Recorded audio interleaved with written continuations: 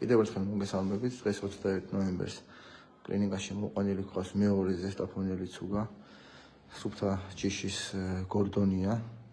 მასაც თავზე აქვს პრობლემა, რენტგენი გადავიღეთ, პრინციპში აქეთ უფრო კარგად ჩანს. აქაც იგივე სიტუაცია, ესე იგი მთლიანად ეს ნაწილი არის, აქაც ძვალი, ასევე აქაც არის ტყვიები, ოღონდ ამ შემთხვევაში საფანტია 1 2 3 4 5 ჩანს.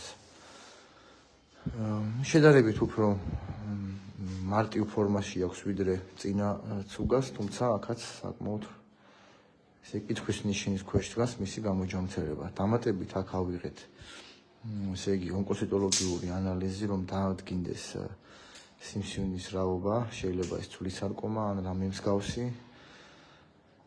და ნახოთ საპასუხი იქნება. ამ შემთხვევაში შეიძლება მცირე შანსი იყოს მისი გამოჯამრთელების, წინა შემთხვევისგან განსხვავებით, წინა ცუგას როგორც გითხარით, შანსი პრაქტიკულად არ არის.